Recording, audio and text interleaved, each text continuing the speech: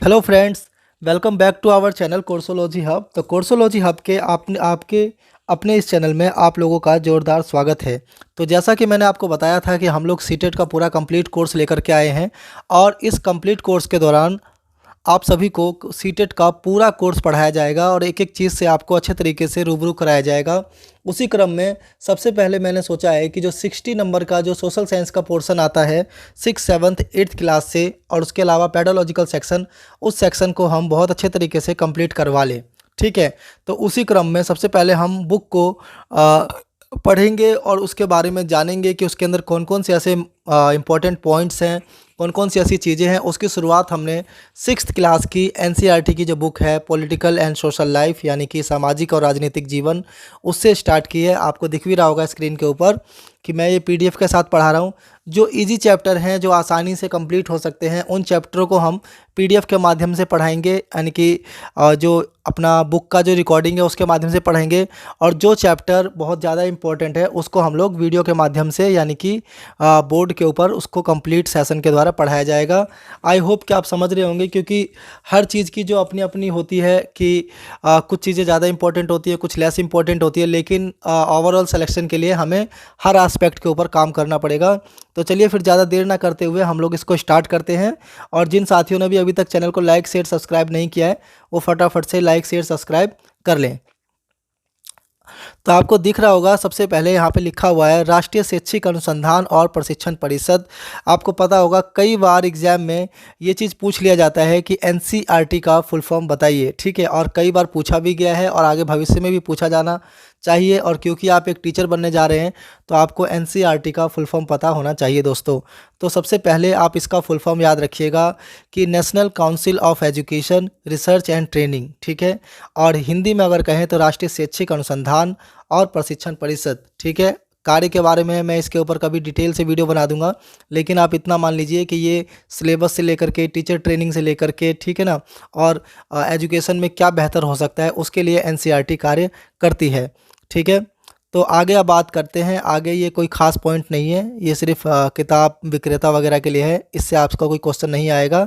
और ये किताब जो है ये पूरी तरीके से राष्ट्रीय पाठ्यचर्या की रूपरेखा 2005 के अनुसार बनाई गई है। आपसे पूछा भी जा सकता है कई बार कि बताइए कि एनसीईआरटी की जो बुक है उसकी आधारशिला किस पाठ्यक्रम के आधार पर रखी गई है। तो यहाँ पर आप देख भी रहे होंगे कि लिखा भी हुआ है राष्ट्रीय पाठ्यचर्या की रूपरेखा 2005। ठीक है, तो जो जो इम्पोर्टेंट पॉइंट है बुक के अंदर वो पॉइंट मैं बताऊंगा। ज़्यादा थ्योरेटिकली हम लोग नहीं जाएंगे और कोशिश करेंगे कि इसको समराइज़ करके अच्छे तरीके से इसको ख़त्म कर लिया जाए। ठीक है, उसके बाद आगे चलते हैं हम लोग। अगर आगे बात की जाए तो बाकी सारी चीज़ें यही लिखी गई है। और आगे ये सदस्य वगैरह के बारे में लिखा है, क्योंकि बुक पढ़ने से है कि बुक को खाली लेसन के द्वारा नहीं बल्कि लेसन के साथ साथ में लेसन में जो कंसेप्ट है, क्योंकि आप देखेंगे कि कई सारे क्वेश्चन वहाँ से भी उठ के आए हुए हैं। जैसे यहाँ पर लिखा हुआ है भारत का संविधान उद्देशिका। तो भारत का संविधान और उद्देशिका से हमारा क्या तात्पर्य है। आपको पता होगा कि हम जीवन में कोई भी कार्य जब करते हैं तो उसके लिए एक उद्देश्य होना बहुत ज़्यादा ज़रूरी होता है। ठीक है, तो इसीलिए भारत का संविधान और उद्देशिका बनाई गई थी।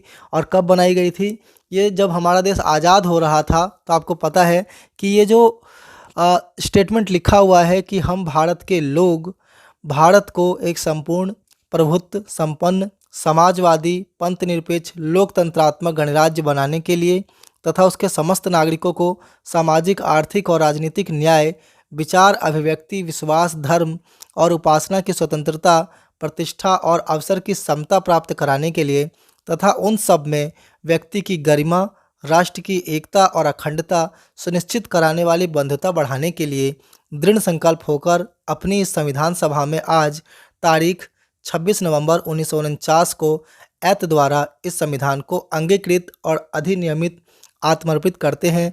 ये स्टेटमेंट पंडित जवाहरलाल नेहरू ने जो उनका फर्स्ट लेक्चर था संसद भवन में उसमें दिया था, और उसी को बाद में भारत की उद्देशिका के रूप में मान लिया गया।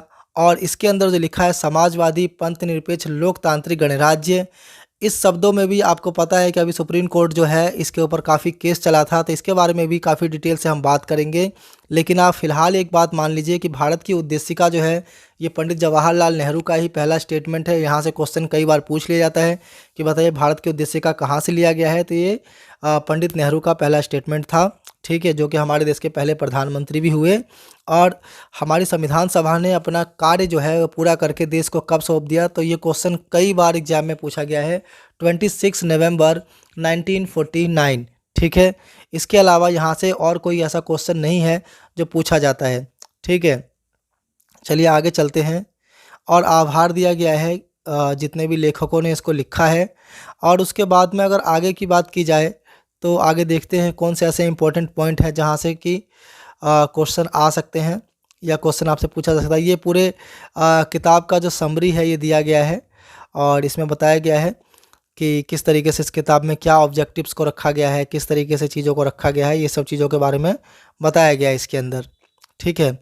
अब यहाँ पर हम देख सकते हैं विषय सूची में कि जो विषय सूची है वो है कि विविधता की समझ और विविधता ए भेदभाव, ठीक है। तो विविधता की समझ और विविधता और भेदभाव के दो वीडियो जो हैं ये मैं आज लेसन 1 और लेसन 2 कोशिश करूँगा कि आपके पास आ जाएं, ताकि उसके बाद ये जो चैप्टर है सरकार क्या है, लोकतांत्रिक सरकार के मुख्य तत्व, ये बहुत इंपॉर्टेंट चैप्टर है, तो इसको हम बोर्ड पे पढ़ा लेंगे। और लेसन 1 और लेसन 2 को पीडीएफ के माध्यम से आपको वीडियो मिल जाएंगी, ठीक है। उसके बाद स्थानीय सरकार और प्रशासन में पंचायती राज बहुत इंपॉर्टेंट है, गांव का प्रशासन लेस इंपॉर्टेंट है, नगर प्रशासन लेस इंपॉर्टेंट है, ठीक है। ग्रामीण क्षेत्र में आजीविका, शहरी क्षेत्र में आजीविका, ये थोड़ा लेस इंपॉर्टेंट है, ठीक है। लेकिन जो ये लेसन नंबर 3, 4 एंड 5 बहुत इंपॉर्टेंट है, तो इसको हम ब्लैक बोर्ड पे पूरी डिटेलिंग के साथ आपको पढ़ाएंगे, ठीक है। तो चलिए फिर ज़्यादा देर ना करते हुए अब हम लोग लेसन नंबर 1 की ओर बढ़ते हैं। और उससे पहले आप एक चीज़ देख लीजिए कि यहाँ पे लिखा है कि भारत का संविधान नागरिकों के मूल कर्तव्य है। कई बार आपसे सेक्शन पूछ लिया जाएगा, तो आपको सेक्शन लगाना है 4th क, ठीक है, यानी कि 4 क या 4th ए कह सकते हैं इसको, ठीक है। और कहाँ पर यह उल्लेखित है, तो यह उल्लेखित है अनुच्छेद 51 क में। कहाँ पर उल्लेखित है? 51 क में उल्लेखित है। ये देखिए यहाँ पर लिखा भी हुआ है, ये रहा 51 क में। और आपसे कई बार इनके नंबर्स पूछ लिए जाते हैं कि कितने मौलिक कर्तव्य जो हैं ये हमारे निहित हैं, तो आपको पता होना चाहिए कि हमारे मौलिक कर्तव्यों की संख्या जो है 11 है। कितने हैं? 11। और किस में उल्लेखित है? तो सेक्शन 51 क में, ठीक है। और सबसे बड़ी बात है कि इसमें और कोई क्वेश्चन ऐसा नहीं पूछा जाता है, लेकिन आपसे कई बार ये पूछ लिया जाता है कि बताइए 11वां क्या ऐड किया गया है, क्योंकि पहले 10 थे, 11वां ऐड किया गया है। देखिए यहाँ पर लिखा भी हुआ है कि यदि माता पिता या संरक्षक है 6 वर्ष से 14 वर्ष तक की आयु वाले अपने यथास्थिति बालक या प्रतिपाल्य को शिक्षा का अवसर प्रदान करें। तो याद रखिएगा, आप देखेंगे प्रीवियस ईयर के जब हम लोग क्वेश्चन कंप्लीट करेंगे तो उसमें आप पाएंगे भी कि वहाँ ये क्वेश्चन पूछा गया है कि बताइए मौलिक अधिकार में कौन सा 11वां मौलिक अधिकार जोड़ा गया है। तो ये जोड़ा गया है माता पिता या गार्जियन के द्वारा 6 से 14 साल के बच्चे को शिक्षा के अधिकार का उपयोग कराना, उसको वंचित ना रखना, ये उनके मौलिक कर्तव्यों में भी जोड़ दिया गया है, ठीक है। तो यहाँ से क्वेश्चन क्या आ सकता है कि बताइए कि 11वां जो मौलिक अधिकार है वो क्या है, ये मैंने आपको बता दिया अच्छे तरीके से, ठीक है। उसके बाद पूछा जा सकता है कि मूल कर्तव्यों की जो चर्चा है वो कहाँ की गई है, तो अनुच्छेद 51 क या सेक्शन 51 ए में, ठीक है। कौन से भाग में निहित है, तो भाग 4 क या 4 ए, ठीक है दोस्तों। तो यहाँ तक आपको इस किताब की ये वो चीज़ें हैं जो आपको लेसन में ना मिल करके लेसन से पहले ही दी गई हैं और क्वेश्चन यहाँ से बनता है। तो ये ज़रूरी नहीं है कि आपके सारे क्वेश्चन जो है वो आपके एनसीईआरटी के बुक्स के लेसन से ही बने, वो आउट ऑफ द बॉक्स जा करके भी बनते हैं और आउट ऑफ द बॉक्स यहीं से क्वेश्चन आपसे पूछ लिए जाते हैं। तो चलिए फिर ज़्यादा देर ना करते हुए अब हम लोग अपना लेसन नंबर 1 स्टार्ट करते हैं, ताकि हम अच्छे तरीके से उसको समझ सकें।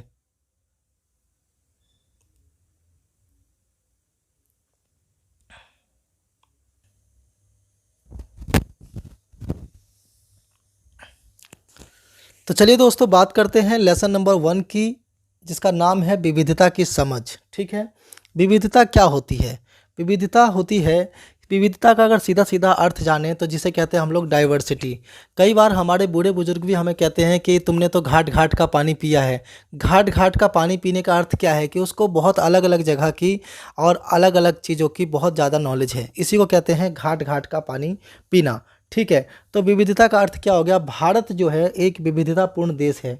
यहाँ पर भाषा के आधार पर विविधता है, ठीक है, संस्कृति के आधार पर विविधता है, ठीक है, खान पीन के आधार पर विविधता है, और वस्त्र पहनने में विविधता है, ठीक है, और रीति रिवाज को मनाने में विविधता है। तो इस तरीके से भारत एक बहुत ही विविधतापूर्ण देश है, ठीक है। यहाँ पर आप एक क्षेत्र से जैसे ही आप थोड़ा सा आगे जाएंगे तो आपको भाषा, खान पीन, रहन सहन और जीवन यापन के तरीके, ठीक है, हर चीज़ में आपको विविधता देखने को मिलेगी। विविधता को हम दो रूपों में देख सकते हैं। पहला रूप क्या है, पहला है विविधता के नकारात्मक रूप और दूसरा है विविधता के सकारात्मक रूप। कई बार आपके पेडालॉजिकल क्वेश्चन में ऐसे क्वेश्चन भी पूछ लिए जाते हैं कि बताइए कि आप विविधता को किस रूप में देखते हैं। तो आपको सीधा आंसर लगाना है कि आप विविधता को एक ताकत के रूप में देखते हैं, एक स्ट्रॉन्ग पॉइंट के रूप में देखते हैं, ना कि हम इसे एक कमजोरी के रूप में जानते हैं, ठीक है। यहाँ पर यही बातें सब लिखी हुई हैं, देखिए कि रहन सहन, खान पीन इस तरह के समझाया गया है। बाकी जब आप इस लेसन को पढ़ेंगे तो आपको इससे बाहर कोई ऐसी चीज़ नहीं मिलेगी दोस्तों। और यहाँ पर दिखाया गया है कि देखिए किस तरीके से लोगों में विविधता होती है चित्र के माध्यम से भी, क्योंकि छोटे क्लास के बच्चों की बुक है तो इसमें ये सब चीज़ें दिखाई गई हैं, ठीक है। उसके बाद यहाँ पर चित्रकारी के माध्यम से दिखाया गया था कि सब बच्चों को बोला चित्र बनाने के लिए किस तरीके से उन्होंने अलग अलग तरह से अपने प्रायोरिटी के हिसाब से चित्रों को बनाया है, ठीक है। उसके बाद आगे चलते हैं। आगे अगर कोई महत्वपूर्ण पॉइंट होगा तो वो मैं आपके साथ चर्चा करूँगा, क्योंकि थ्रू आउट रीडिंग जाने में आप भी बोर हो जाएंगे और वीडियो भी काफ़ी लंबा हो जाएगा। तो मैं कोशिश करूँगा कि सिर्फ उन मेजर पॉइंट्स को आपको बताने का जहाँ से क्वेश्चन बनने की संभावना बहुत ज़्यादा होती है, ठीक है। उसके बाद इसमें एक एग्जांपल दिया गया है समीर नाम के बच्चे की कहानी का, कि दो समीर नाम के बच्चे होते हैं। एक मुस्लिम है जो गरीब परिवार से आता है और न्यूज़पेपर बेचता है और मज़दूरी करता है और अपने गांव से दूर रहकर शहर में रोजी रोटी कमाने की जद्दोजहद करता है। और दूसरा एक समीर है, देख सकते हैं चित्र में, जो साइकिल से स्कूल जाता है, अच्छे घर से आता है, प्राइवेट स्कूल में पढ़ता है, अच्छी एजुकेशन लेता है और फर्राटेदार अंग्रेजी भी बोलता है, ठीक है। और इन्हीं को दिखाया गया है कि आपसे पूछा जाएगा कि क्या विविधता जो है गरीबी है, ठीक है, विविधता के लिए क्या गरीबी जिम्मेदार है। तो बिल्कुल अगर देखा जाए तो विविधता के लिए गरीबी जिम्मेदार एक मेजर कॉजेज़ है, ठीक है। क्यों है, इसके पीछे कारण है क्योंकि वो रिसोर्सेज को, जो दूसरा समीर है उसको इतने रिसोर्सेज नहीं मिले कि वो इस तरह से इस लेवल पर आ सके, ठीक है। इसके अलावा इस कहानी में ऐसा कोई ख़ास है नहीं, ठीक है। जो कहानी मैंने आपको बहुत शॉर्ट में बताया है यही कहानी है इसके अंदर, ठीक है। आगे चलते हैं हम लोग, दोस्ती करना, और यही सारी कहानी है। जब आप इसको पढ़ेंगे तो आपको अच्छे तरीके से पता चल जाएगा। उसके बाद लिखा है सब्जेक्ट। उसने पूछा कि सब्जेक्ट जो कभी स्कूल नहीं गया उसमें क्या समझता है, सब्जेक्ट क्या होता है। समझ सकते हैं कि जो दूसरा समीर है जो पढ़ा लिखा नहीं है उसके मन में कितनी क्यूरोसिटी है चीज़ों को लेकर के कि वो जानना चाहता है, ठीक है। बाकी इन दोनों के बीच में यही है कि स्टोरी लाइन है और इसी पर सारा चीज़ चलता रहता है। लास्ट में वो समीर जो है वो अपने गांव चला जाता है क्योंकि उसके गांव में दंगे वगैरह हो जाते हैं, ठीक है। और यहाँ पर पवन पुत्र का मतलब बताया गया है कि पवन पुत्र का मतलब होता है हनुमान जी, ठीक है। वैसे आप लोगों को ये बात पता ही होगी। और समीर शब्द का अर्थ भी बताया गया है कि समीर का मतलब होता है पवन, ठीक है, यानी कि हवा। तो चलिए आगे बढ़ते हैं हम लोग। आगे देखते हैं कि ऐसा कोई पॉइंट है जिसमें आपको क्वेश्चन बनने की संभावना अगर हो तो। ऐसा अभी तक कोई ऐसा पॉइंट दिखा नहीं है मुझे, क्योंकि मैंने ये बुक जो है पहले ही रीड कर रखी है ताकि आप लोगों को आसानी हो जाए इसके मेजर पॉइंट्स को जानने में। आगे एक पॉइंट ये बनता है कि ये पूछा जाएगा कि बताइए समीर 1 और समीर 2 की कहानी किसके द्वारा लिखी गई है। तो आपको लिखना है पोइली सेन गुप्ता, क्योंकि आपसे पूछा जा सकता है, क्योंकि एनसीईआरटी और सीटेट ये डिमांड करता है कि कैंडिडेट ने एक एक चीज़ को कितनी बारीकी से पढ़ा है, ठीक है। तो उनका नाम है पोइली सेन गुप्ता, ठीक है। और उनकी कहानी का नाम क्या है, द लाइट्स चेंज पर आधारित, ठीक है। तो आपसे पूछा जा सकता है कि बताइए द लाइट्स चेंज के लेखक कौन है। तो आपको बताना है पोइली सेन गुप्ता। ये देखिए यहाँ पर लिखा भी हुआ ये रहा, Paoli Sengupta, the lights change, ठीक है, याद रखिएगा। उसके बाद आगे यही कहानी को बताया गया है कि उसका धर्म, उसकी भाषा, उसका रहन सहन, इसी विविधता के बारे में डिटेल से बताया गया है इसके अंदर। और आगे जा कर के ये कंप्लीट यही बातें बताई गई हैं। गैर बराबरी का मतलब कि कुछ लोगों को पास अवसर ना है, यानी कि ना अवसर है, ठीक है। मतलब गैर बराबरी का मतलब है कि कुछ लोगों के पास अवसर की जो है असमर्थता है, उनको पर्याप्त अवसर नहीं मिल रहे, चाहे वो जाति के कारण, चाहे वो आ, आर्थिक स्थिति के कारण, चाहे वो विकलांगता के कारण, ठीक है। ये सारे कारण उनके लिए प्रधान हो सकते हैं। तो आगे बात करते हैं हम लोग, आगे देखते हैं कि ऐसा कोई क्वेश्चन है जो कि आपके एग्ज़ाम में पूछा जा सकता है। हाँ, आगे ऐसा अभी तक तो ऐसा कोई क्वेश्चन मुझे दिखा नहीं है जहाँ से क्वेश्चन पुट अप हो सकता है। विविधता हमारे जीवन को कैसे समृद्ध करती है? जैसे समीर एक और समीर दो दोस्त बने, ठीक है, वैसे ही आप भी सहेली यानी कि एक्टिविटी के बारे में बताया गया है कि अगर आप विविधता हमें कैसे समृद्ध कर सकती है। अगर हम अलग अलग माइंड सेट के आदमियों को दोस्त बनाएंगे तो जाहिर सी बात है कि सभी के माइंड में अलग अलग तरह की स्टोरीज़ जो हैं क्रिएट होंगी, अलग अलग तरह की क्रिएटिविटी आएगी, अलग अलग तरह की चीज़ें आएंगी और उससे हम एक नई चीज़ को आगे तक पहुंचा सकते हैं। अगर हमें दुनिया में सभी लोग एक ही माइंड सेट के आदमी मिल जाएं या एक ही जैसे माइंड के लोग मिल जाएं तो दुनिया में कोई भी नई चीज़ जो है वो क्रिएट होने में असमर्थता होती है। लेकिन कह सकते हैं कि विविधता में अगर बाधा की बात की जाए तो भाषा जो है एक बाधा का रूप धारण कर लेती है, ठीक है। उसके अलावा अगर कही जाए तो क्षेत्र में डाइवर्सिटी के कारण जो है कुछ आंशिक समस्याएं उत्पन्न होती हैं, लेकिन अगर इसका ओवरऑल असेसमेंट किया जाए तो ये हमारे लिए समस्या ना होकर के एक वरदान है, ठीक है। आगे बात करते हैं हम लोग, आगे चलते हैं दोस्तों। आगे देखिए, इसके अंदर ऐसी कोई बात नहीं है, राजा रानी की कहानियाँ और इसी तरह की चीज़ें लिखी गई हैं, ठीक है। और भारत में विविधता, इस पॉइंट को थोड़ा सा हम देख लेते हैं कि भारत में किस प्रकार की विविधता के बारे में बताया गया है। कि वही जो मैंने आपको बताया कि धर्म, खान पीन, त्यौहार, ठीक है, रीति रिवाज, ठीक है, इन्हीं सब चीज़ों के बारे में इसके अंदर डिटेल से बताया गया है। एक पॉइंट यहाँ पर बन जाता है, ये रहा इम्पोर्टेंट, कि झारखंड के आदिवासियों का एक दूसरे को जोहर करना, ठीक है। यानी कि आपसे पूछा जा सकता है कि बताइए कि जोहर क्या है, ठीक है, जोहार, जोहार क्या है? तो झारखंड के लोग जो किसी को, जैसे हम लोग हाथ मिलाते हैं, नमस्ते करते हैं, इसी तरीके से झारखंड के लोग जब एक दूसरे का अभिवादन करते हैं तो उस पद्धति को जोहार कहा जाता है, ठीक है। तो इस पॉइंट को आप याद रखिएगा, जोहार क्या है, तो आपको ये पॉइंट पता रहेगा तभी आप इसका आंसर दे पाएंगे। उसके बाद लिखा है मणिपुर में औरतों का फनेक पहनना, ठीक है। फनेक एक वस्त्र है औरतों का जो कि वो पहनती हैं, ठीक है। तो ये चीज़ें आपको पता होना चाहिए क्योंकि आपको सीधा शब्दावली उठा के दे देंगे और आप प्रीवियस ईयर के क्वेश्चन पेपर उठाइए, आपको ये क्वेश्चन आए हुए दिख जाएंगे तो सीधा डाल देंगे कि बताइए कि जोहार किस पद्धति है, क्या है, खाने की चीज़ है, ठीक है, या अभिवादन का तरीका है, या एक रीति रिवाज है, ठीक है, क्या है। तो इस तरीके से आपको पता होना चाहिए इन वर्ड का मतलब जोहार और फनेक, ठीक है। उसके अलावा यहाँ पर ऐसी कोई चीज़ नहीं है जहाँ से क्वेश्चन पुटअप किए जा सके। जो जो की पॉइंट्स हैं जहाँ से लेसन में क्वेश्चन पुटअप किए जा सकते हैं वो की पॉइंट्स मैं आपके साथ डिस्कस करते चलूँगा। आगे बात करते हैं कि हम विविधता को कैसे समझें, ठीक है। विविधता को समझने के लिए हमें यात्राएं करनी चाहिए, विविधता को समझने के लिए हमें लोगों से बातचीत करनी चाहिए, विविधता को समझने के लिए हमें उनके कल्चर में मतलब इंक्लूजन करना चाहिए, उनके कल्चर में इन्वॉल्व होना चाहिए और अपने कल्चर में भी उनको इन्वॉल्व करना चाहिए ताकि वो एक दूसरे की विविधता को, एक दूसरे के कल्चर को, संस्कृति का रिस्पेक्ट कर सके और उसको आगे और जागृत कर सके, ठीक है।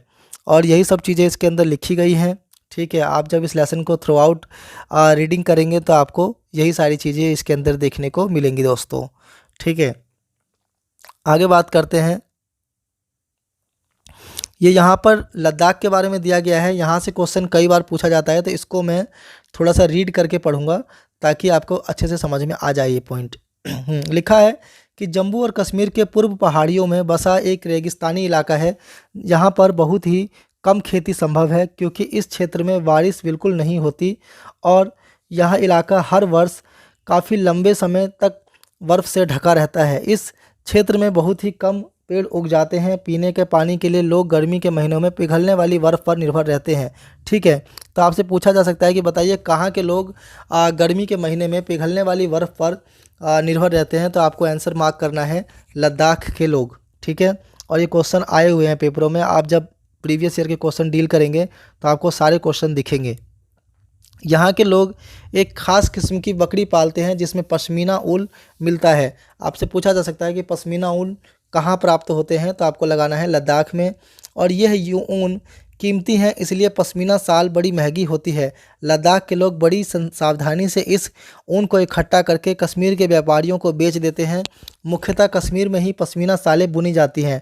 आप कंफ्यूज ना हो, एक बात हमेशा याद रखना, पश्मीना शालों की जो ऊनें हैं, ठीक है, वो लद्दाख में मिलती हैं, लेकिन इनकी जो बुनाई का काम है वो कश्मीर में होता है। सॉरी, हाँ, कश्मीर में होता है ये।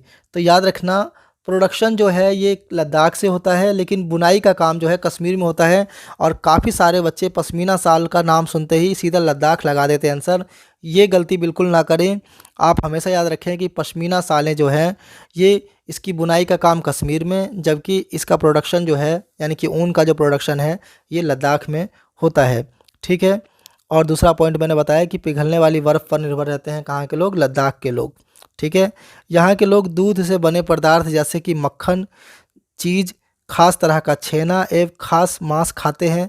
हर एक परिवार के पास कुछ गाय, बकरी और याक होती है। रेगिस्तान होने का मतलब नहीं है कि व्यापारी यहाँ आने के लिए आकर्षित नहीं हुए। ठीक है।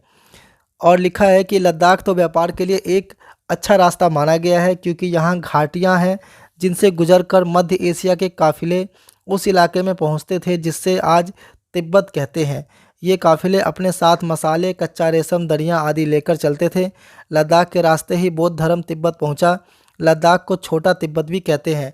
आपसे क्वेश्चन पूछा जा सकता है कि बताइए छोटा तिब्बत के नाम से कौन फेमस है, तो आपको लगाना है छोटा तिब्बत के नाम से लद्दाख फेमस है। ठीक है दोस्तों, छोटा तिब्बत भी कहते हैं। करीब 400 साल पहले यहाँ पर लोगों का इस्लाम धर्म में परिचय हुआ और अब यहाँ अच्छी खासी संख्या में मुसलमान रहते हैं।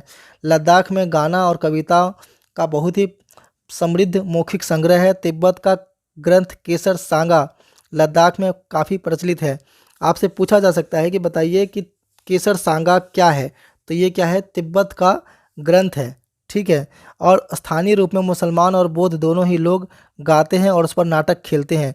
आपसे पूछा जा सकता है कि बताइए केसर सांगा में मुख्यतः किस प्रकार की चीज़ें होती हैं, तो उसमें जो कहानियाँ और जो रूप लिखे हुए हैं उस पर लोग नाटक खेलते हैं और गाना वगैरह गाते हैं। और ये कहाँ का ग्रंथ है, तिब्बत का ग्रंथ है। और ये कहाँ फेमस है, लद्दाख में। ठीक है दोस्तों, तो ये तो आपने लद्दाख के बारे में जान लिया थोड़ा सा। ठीक है। और ये देख सकते हैं पश्मीना शालें बुनती हुई औरतों को। ठीक है। आगे अगर हम बात करें केरल के बारे में, तो भारत के दक्षिण पश्चिम कोने में बसा हुआ राज्य है। यह एक तरफ समुद्र से घिरा हुआ है और दूसरी तरफ पहाड़ियों से। इन पहाड़ियों पर विविध प्रकार के मसाले जैसे काली मिर्च, लौंग, इलायची आदि उगाए जाते हैं। इन मसालों के कारण यह क्षेत्र व्यापारियों के लिए बहुत ही आकर्षक बना। सबसे पहले अरबी और यहूदी व्यापारी केरल आए और ऐसा माना जाता है कि ईसा मसीह के धर्मदूत संत थॉमस 2000 साल पहले यहाँ आए थे और भारत में ईसाई धर्म लाने का श्रेय उन्हीं को जाता है। तो याद रखिएगा, भारत में ईसाई धर्म लाने का श्रेय जो है किसको जाता है, संत थॉमस को। और ये क्वेश्चन एकदम एग्जैक्ट ऐसे ही पेपर में आया हुआ है कि भारत में ईसाई धर्म लाने का श्रेय किसको जाता है, तो आपको सीधा आंसर लगाना है संत थॉमस। ठीक है। और यहाँ पर आप देख सकते हैं कि वहाँ पर पहाड़ियों की बात हो रही थी, यहाँ पर लौंग, इलायची वगैरह की बात हो रही है कि कहाँ पर उगता है, केरल के अंदर। ठीक है। और श्रेय उन्हीं को जाता है। अरब से कई व्यापारी आकर बसे। इब्न बतूता ने जो करीब 700 साल पहले यहाँ आए, अपने यात्रा वृत्तांत में मुसलमानों के जीवन का विवरण देते हुए लिखा कि मुसलमान समुदाय की यहाँ बहुत इज्जत थी। वास्को डी गामा पानी के जहाज़ से यहाँ पहुँचे तो पुर्तगालियों ने यूरोप में भारत का समुद्री रास्ता जाना। आपसे पूछा जा सकता है कि भारत और पुर्तगालियों ने समुद्री रास्ता कब जाना, जब वास्को डी गामा भारत पहुँचे। ठीक है। और वो कहाँ पहुँचे थे, कालीकट पहुँचे थे। याद रखिएगा, वास्को डी गामा का पहला स्थान जहाँ पहुँचे थे उस स्थान का नाम था कालीकट।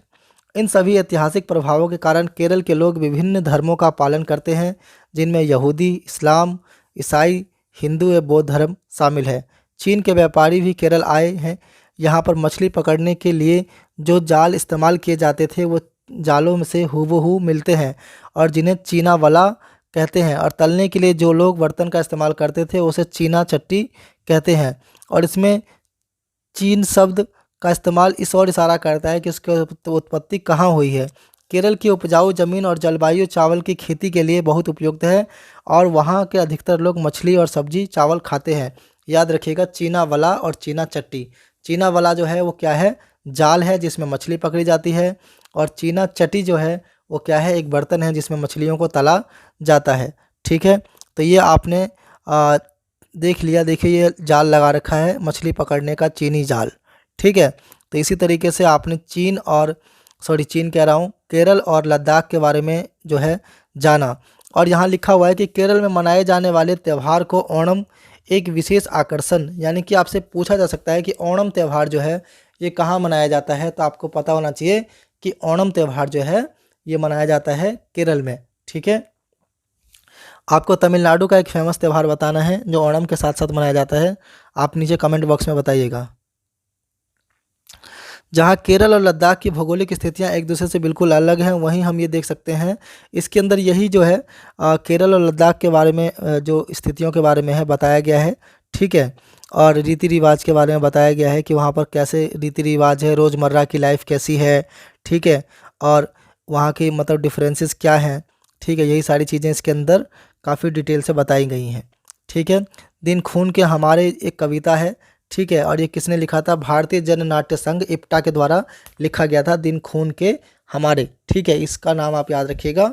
उसके बाद है विविधता में एकता। भारत की विविधता या अनेकता को उसकी ताकत का स्रोत माना गया है। जबकि अंग्रेजों को भारत पर राज था तो विभिन्न धर्म, भाषा और क्षेत्र में महिलाओं और पुरुषों के लिए।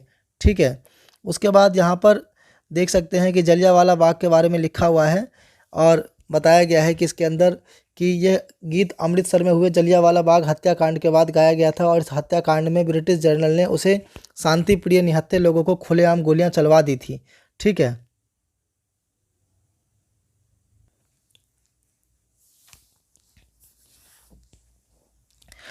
तो शांति प्रिय लोगों के ऊपर गोलियां चलवा दी थी। और महिला, पुरुष, हिंदू, मुसलमान, सिख, कितने सारे लोग थे जो अंग्रेजों के पक्षपातपूर्ण नीति का विरोध कर रहे थे। ठीक है, और यही सब बातें इसके अंदर बताई गई हैं कि घायल हुए, और उसके बाद में जो है कि स्वतंत्रता संग्राम के दौरान उभरे गीत, चिन्ह विविधता और प्रति हमारा विश्वास बनाए रखते थे, यही भारतीय झंडे की कहानी जानती है। और स्वतंत्रता संग्राम की परिकल्पना भी थी जो जलियांवाला बाग के समय ही लिखी गई थी, और बहुत सारे लोगों ने अंग्रेजों के खिलाफ इसका इस्तेमाल किया था। और जवाहरलाल नेहरू ने अपनी किताब जो है भारत की खोज, याद रखिएगा बहुत फेमस किताब है, डिस्कवरी ऑफ इंडिया, भारत की खोज। ठीक है, और ये क्वेश्चन कई बार पूछा गया है, और ना केवल सीटेट में बल्कि बहुत सारे कॉम्पिटिटिव एग्जाम में पूछा गया है कि भारत की खोज नामक पुस्तक किसके द्वारा लिखी गई थी।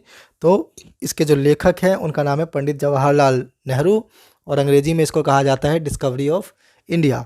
ठीक है दोस्तों, ये बहुत ही गहरी है और जिसके अंदर अलग अलग तरह के विश्वास, प्रथाओं को स्वीकार करने की भावना है, और इसमें विविधता को पहचानना और प्रोत्साहित किया जाता है। ठीक है, आगे अगर बात करें तो रविंद्रनाथ टैगोर यहाँ पर एक बहुत इम्पोर्टेंट कीवर्ड है, इसको याद रखिएगा कि रविंद्रनाथ टैगोर द्वारा रचित हमारा राष्ट्रगान भी भारतीय एकता का ही एक अभिव्यक्ति है। राष्ट्रगान किस तरह से एकता का वर्णन करता है, इसे अपने शब्दों में लिखिए। ये बच्चों के लिए एक्टिविटी है, इससे आपको कोई मतलब नहीं है, लेकिन आप ये एक बात याद रखिएगा कि रविंद्रनाथ टैगोर के द्वारा ही हमारा राष्ट्रगान लिखा गया था। ठीक है, और राष्ट्रगीत किसके द्वारा लिखा गया था, नीचे कमेंट बॉक्स में मुझे बताइए। तो ये हो गया ये लेसन ख़त्म। ठीक है, और इसी तरीके से जो हमारे इजी लेसन होंगे दोस्तों, ये आपको कराया जाएगा। तो ये हमारा लेसन जो है दोस्तों अब ख़त्म हो गया है, और मैंने आपको बताया है कि जो भी इम्पोर्टेंट लेसन है उसको ब्लैक बोर्ड के माध्यम से या तो कराया जाएगा, और या फिर अगर जो छोटे लेसन है जो कि ऐसे ही पीडीएफ के माध्यम से आपको पढ़ाया जा सकता है, उसको हम लोग पीडीएफ के माध्यम से कंप्लीट करेंगे। साइकोलॉजी वगैरह की वीडियो जो है वो ब्लैक बोर्ड के ऊपर अच्छे तरीके से एलोबरेट करके अच्छे तरीके से लाया जाएगा, क्योंकि इस टॉपिक के अंदर इतना कुछ खास होता नहीं है।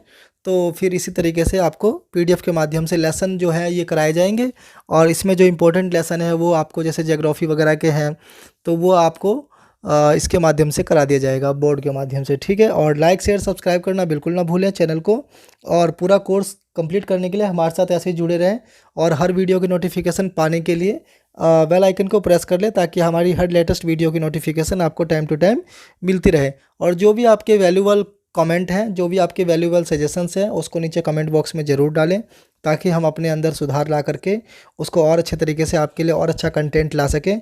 और हम कोशिश करेंगे कि हर चैप्टर से रिलेटेड जो MCQs है वो भी आपके लिए हम टाइम टू टाइम लेकर के आते रहें। तो थैंक यू सो मच हमारे साथ जुड़ने के लिए। मिलते हैं नेक्स्ट वीडियो में। अपना ख्याल रखिए। Take care. Good bye.